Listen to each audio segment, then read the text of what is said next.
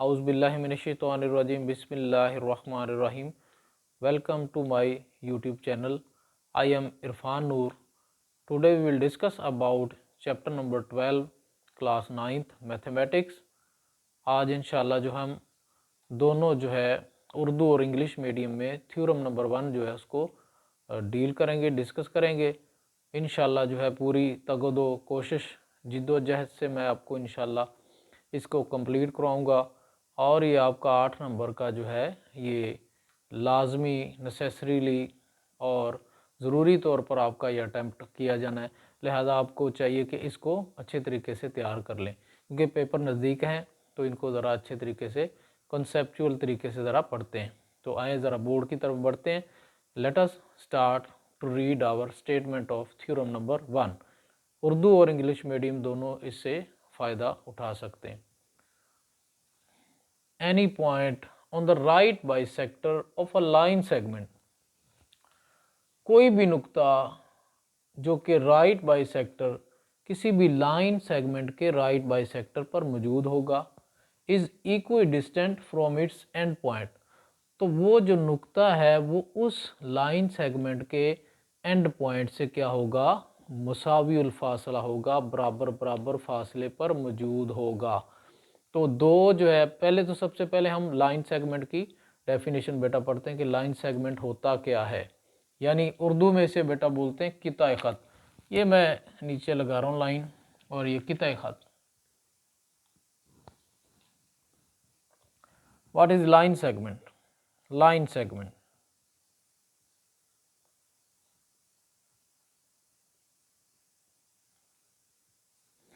Line segment, जैसे line का मतलब तो ख़त होता है और सेगमेंट का मतलब होता है पार्ट यानी हिस्सा। लाइन का मतलब ख़त यानी ख़त का हिस्सा। अब यहाँ पर जो है सवाल पैदा होता है कि ख़त क्या होता है। उसे इंग्लिश में बेटा हम बोलते हैं लाइन। क्या बोलते हैं? लाइन। ठीक है, लाइन कहते हैं ख़त को। अब ख़त क्या होता है? ख़त हमारे पास बेटा जो है कोई भी ऐसी लाइन जिसके दोनों तरफ एरो हेड होते हैं। A line has two arrow head on both side. Right and left पे उसके दोनों एरो हेड होते हैं, इसको हम लाइन बोलते हैं। यानी फ़र्ज़ किया कोई एल एम है तो ये हमारे पास एल एम ये लाइन होगी। ठीक है, यानी ख़त होगा। उर्दू में इसे ख़त बोलते हैं, जबकि इंग्लिश में लाइन। जबकि लाइन सेगमेंट कि अगर बेटा हम इस लाइन के अंदर से कोई भी इसका हिस्सा काट दें तो ये हमें 2 पॉइंट इसके मिलेंगे। ठीक है, जो कि क्या कहलाएंगे?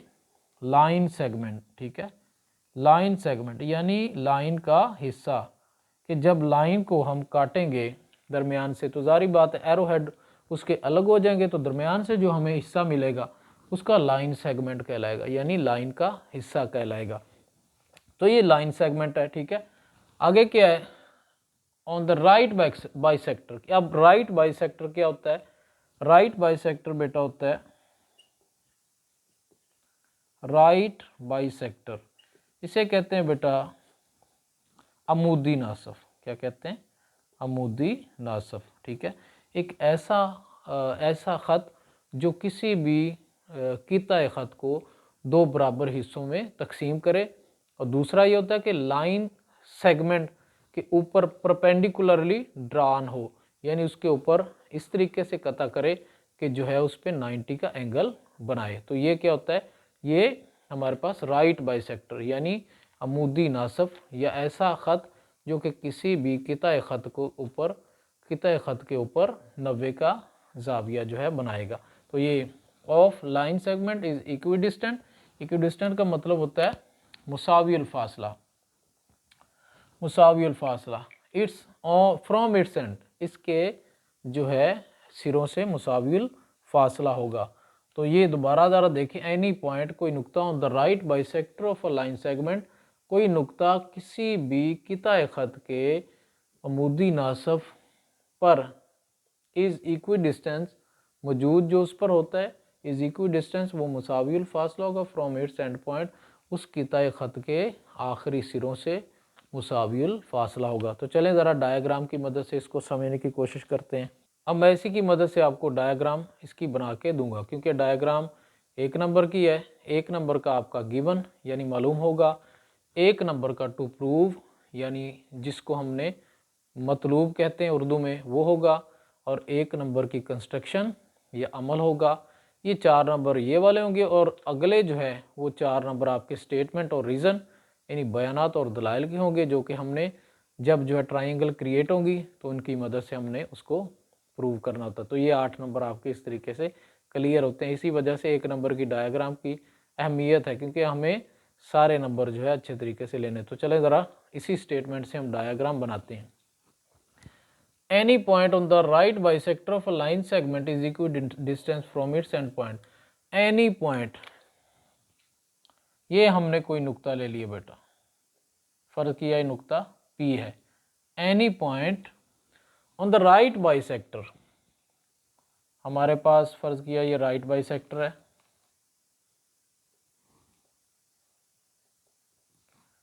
ये LM है। एनी पॉइंट कोई नुक्ता ऑन द राइट बाइसेक्टर, हमने ये राइट बाइसेक्टर ले लिया है, ऑफ अ लाइन सेगमेंट। अब लाइन सेगमेंट ले लेते हैं, ये हमारे पास लाइन सेगमेंट है, ये AB है। अब ज़रा देखिए, एनी पॉइंट कोई भी नुक्ता ऑन द राइट बाइसेक्टर, ये राइट बाइसेक्टर है यानी इसके AB के ऊपर जो है ये परपेंडिकुलरली ड्रा है, और ये राइट बाइसेक्टर है जो कि इसका 90 का एंगल ड्रा करेगा। तो ये हमारे पास ये 90 का एंगल है। Any point on the right bisector of a line segment, कोई भी नुक्ता जो कि किसी भी लाइन सेगमेंट के परपेंडिकुलर या उसके जो है वो हमारे पास अमूदी नासफ के ऊपर मौजूद है, is equidistant from its end point. तो वो क्या होगा, इसके जो है हमारे पास जो सिरे हैं उससे मुसाविर फासला होगा। यानी इस तरीके से आप बेटा इसको ड्रा करेंगे।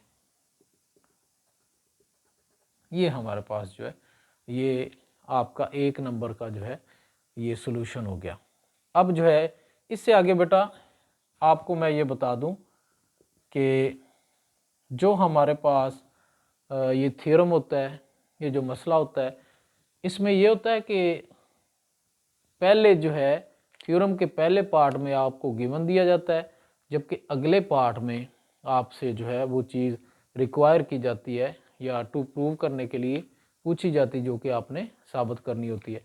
तो ज़रा देखें, गिवन में हमें उन्होंने क्या बताया, any point on the right bisector of a line segment is equi distant from its end point, के एक नुक्ता है जो कि एक किताए ख़त के अमूदी नासफ के ऊपर मौजूद है, और ये ही उन्होंने हमें जो है गिवन में यानी मालूम में ये बताया गया है। तो हम यह लिखेंगे a point P is on the right bisector of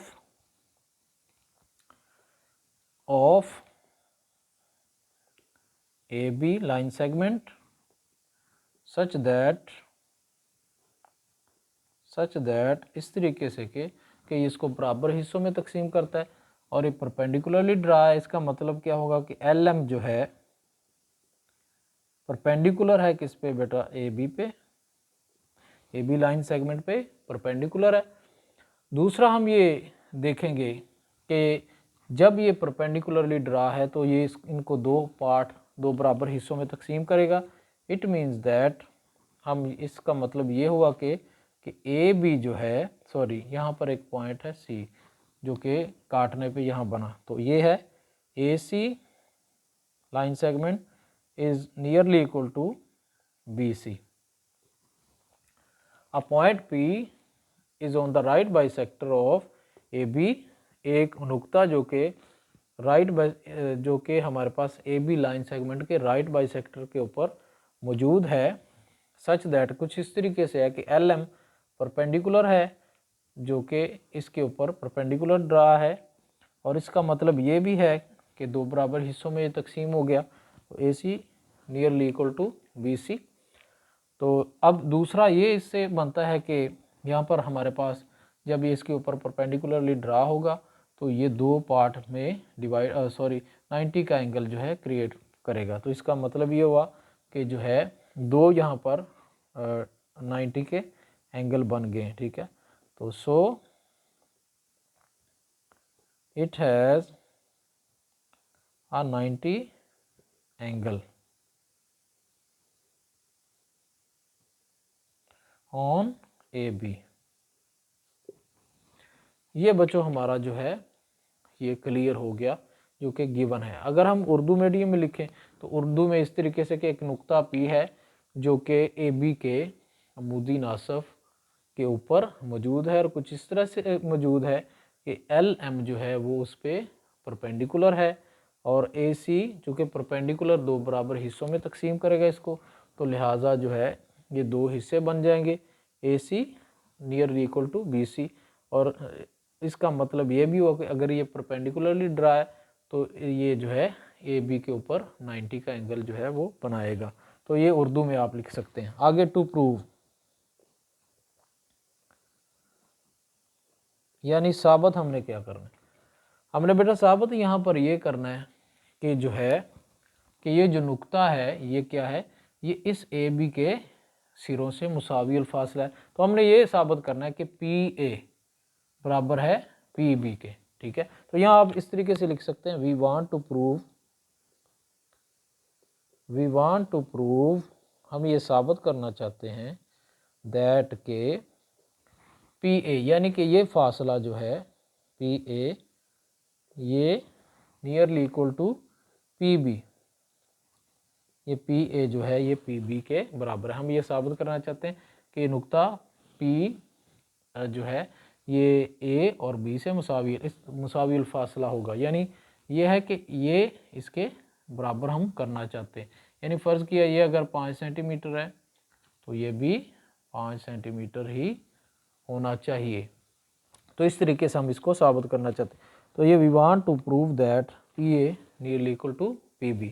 इसी तरीके से आगे बेटा कंस्ट्रक्शन होती है। कंस्ट्रक्शन में हमने क्या करना होता है, कंस्ट्रक्शन में बेटा हमने ये करना होता है कि कुछ ना कुछ अपने पास से ऐड करते हैं अपनी सहूलत के लिए कि हम उस चीज़ को प्रूव कर दें। तो इस तरीके से कंस्ट्रक्शन में क्या आएगा, कंस्ट्रक्शन में हमने ये किया कि हमने ज्वाइन किया बेटा P को A और P को B से, और हमारे पास दो ट्राइंगल जो है वो बन जाएंगे, ठीक है। अब यहाँ लिखेंगे we join P to A and B,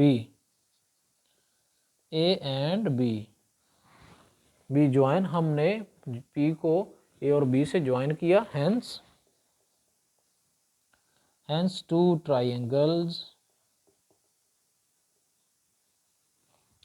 two triangles drawn, यानी दो ट्राइंगल जो है वो बन चुकी हैं।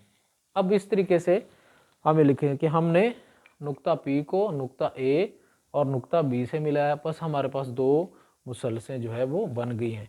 अब इन्हीं मुसलसों को मैं आपको बताता हूँ कि आगे हमने क्या करना होता है। ये हमारा 4 नंबर का जो है ये पोर्शन क्लियर हो गया। अब आगे जो है 4 नंबर का करते हैं। यहाँ पर बेटा आपने स्टेटमेंट्स लिखनी होती हैं और यहाँ बेटा आपने रीजंस, यानी इसको हम बोलते हैं बयानात और इनको हम वजूहात या दलाइल भी कहते हैं, यानी कि ये इधर काम किस वजह से हुआ वो हमें उधर बताना पड़ता है।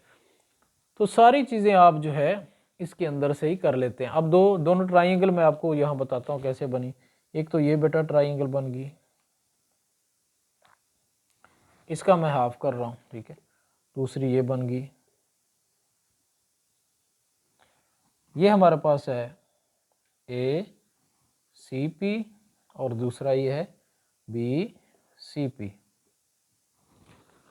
हमने इनका जो है कंपैरिजन करते हुए इनकी कोरस्पोंडेंस के मुताबिक हमने इनको इक्वल कर देना, ठीक है। तो दो हमने इनको अलग किया तो हमें दो जो है ट्राइंगल ये दिखाई दे रही है, एक लेफ़्ट पे एक राइट पे, जो कि सांझी जो है कॉमन जो है पॉइंट पे, कॉमन जो है लाइन पे, साइड पे जुड़ी हुई है।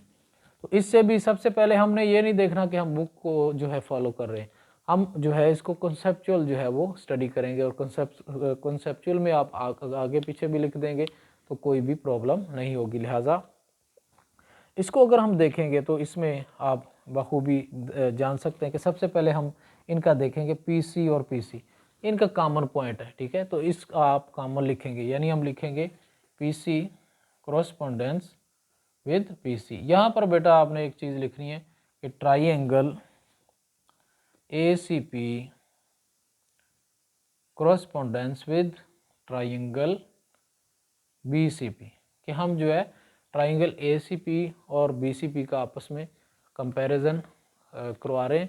और कंपैरिजन में ये है कि हमने दोनों को प्रूव करना है, ठीक है।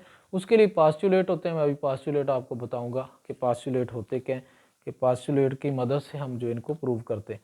तो यहाँ पर बेटा PCPC यहाँ पर हम क्या लिखेंगे, कॉमन यानी मुश्तरक, यानी साझा, इकट्ठा, दोनों में एक ही जो है ये पॉइंट आएगा। अगला दूसरा जो चीज़ है, हमने देखा कि AC और ये BC, चूँकि जो है ये जो लाइन LM थी, ख़त LM, उसने AB को दो बराबर हिस्सों में तकसीम किया, क्योंकि हमेशा जो परपेंडिकुलर ड्रान जो भी लाइन होती है वो हमेशा किसी भी लाइन सेगमेंट को दो बराबर हिस्सों में तकसीम करती है। तो यहाँ पर क्या होगा, यहाँ पर हम लिखेंगे AC correspondence with BC, AC nearly equal to BC। तो यहाँ पर हम क्या लिखेंगे, गिवन, ठीक है। उर्दू वाले यहाँ मालूम लिखेंगे, ठीक है, और उर्दू वाले यहाँ पर मुश्तरक लिखेंगे, ठीक है, इस तरीके से। यानी उर्दू वाले लिखेंगे तो उसमें बयानात इधर आ जाएंगे, दलाइल इधर आ जाएंगे, तो उर्दू में ज़रा लिखेंगे, होगा इसी तरीके से, कोई मुश्किल काम नहीं है। यानी इसको उठा के आपने इधर लिख देना है और इनको इधर कर देना है, लिखना आपने उर्दू में, और ये बयानात इधर आ जाने और वजूहात या दलाइल इधर, और ये इधर आ जाएगा। इस तरीके से आप क्या करेंगे, इसको एडजस्ट कर लेंगे। अब दो चीज़ें होगी, ठीक है। तीसरी चीज़ है कि ये जो एंगल है, ठीक है, दोनों का 90 है। तो एंगल जो है ACP और एंगल BCP, ये दोनों 90 के हैं। तो ये हमारे पास हम यहाँ लिखेंगे एंगल ACP ये इक्वल है नियरली एंगल BCP के। यहाँ हम लिखेंगे बोथ आर ऑफ 90 डिग्री, यानी दोनों जो है ये 90 के जाविये हैं, दोनों 90 डिग्री के जाविये हैं। ये हमारे पास हो गया। अब पास्चुलेट क्या होते हैं, पास्चुलेट बेटा होते हैं मौजूआत। तो मौजूआत में मुख्तलिफ जो है, जब मुख्तलिफ करस्पॉन्डेंस ऑफ टू ट्राइंगल, दो ट्राइंगल के मुख्तलिफ जो है मौजूआत में या मुकाबले में, मुवाजने में, जब हम इनको बराबर करना चाहते हैं तो 4-5 किस्म के पास्चुलेट हैं। एक तो दोनों ट्राइंगल की तीनों साइड अगर दूसरी की साइड के बराबर हो जाए तो ये आपस में बराबर हो जाएंगी। आपस में बराबर होने से मुराद ये कि जब ट्राइंगल बराबर होगी तो ये एंगल करस्पॉन्डिंग साइड, ठीक है, वो आपस में क्या हो जाएंगी, वो बराबर हो जाएंगी, ठीक है। ये एंगल इसके बराबर हो जाएगा और ये इसके बराबर हो जाएगा, ये साइड इसके बराबर हो जाएगी, ये इसके हो जाएगी और ये इसके हो जाएगी, ठीक है। तो फिर इसका मतलब हमें इसको प्रूव करना जो है वो आसान हो जाता है। अब देखें ज़रा, पहला तो पास्चुलेट ये है, दूसरा ये साइड एंगल साइड, ठीक है, ये साइड एंगल साइड के इक्वल हो जाएगी, ठीक है। तीसरा पास्चुलेट ये है हाइपोटेनियस एंड साइड, ठीक है, हाइपोटेनियस और साइड। और चौथा हमारे पास जो है साइड एंगल एंगल, ठीक है, और साइड एंगल एंगल, ठीक है। अब यहाँ पर हमने देखा है कि हमारे पास ये वाला पास्चुलेट जो है साइड एंगल साइड ये वाला पास्चुलेट जो है इस पे फिट आ रहा है, क्योंकि यहाँ पर दो साइडें, एक ये यानी ये इसके बराबर होगी और ये इसके होगी, और ये एंगल दोनों आपस में बराबर हो गए। तो ये हमारे पास जो है ये पास्चुलेट यहाँ पर हमारे पास जो है ये पूरा हो रहा है। लिहाजा हम इसको लिख देंगे कि यहाँ triangle BCP equal to triangle ACP। अब इसका हवाला हमने क्या देना कि साइड एंगल साइड पास्चुलेट, ठीक है, पास्चुलेट। या अगर उर्दू में हम लिखेंगे तो उर्दू में हम लिखेंगे ज़िला जाविया ज़िला का मौजूआ, ठीक है, यहाँ ज़िला जाविया ज़िला का मौजूआ, और यहाँ आप लिखेंगे कि दोनों 90 डिग्री के जाविये हैं। अब इसके लिहाज से अगर हम देखा जाए, अब जो है हमारी जो है ट्राइंगल इक्वल होगी है। अब हम क्या करेंगे, जब ट्राइंगल इक्वल होगी तो ये साइड इसके साइड के इक्वल होगी, ये इसके होगी, ये इसके बराबर होगी, ये जाविया इसके बराबर हो गया, ये जाविया इसके हो गया, ये इसके हो गया, यानी कोरेस्पोंडिंग या मुतनाज़रा जाविये या मुतनाज़रा इज़ला आपस में बराबर हो गए। जब ये बराबर हो गए तो ये दोनों आपस में कम्प्लीटली मुकम्मल तौर पे ये क्या हो गई हैं, बराबर हो गई हैं। लिहाजा अब इनको साबित करना जो है वो आसान हो जाएगा। यानी हमने ये साबित करना था कि PA इक्वल टू PB है। अब देखें जब ये बराबर होगी कि ये इसके बराबर हो गया, ये इसके हो गया, ये इसके हो गया, ये एंगल इसके, ये एंगल इसके और ये इसके हो गया, तो इसका मतलब जब बराबर होगी तो ये भी इसके हो गया, क्योंकि ये आपस में कोरेस्पोंडिंग ये साइड्स हैं, ये मुतनाज़रा इज़ला हैं, ठीक है। लिहाजा यहाँ हम लिखेंगे सो PA इक्वल टू PB, और यहाँ बेटा हम लिखेंगे कोरेस्पोंडिंग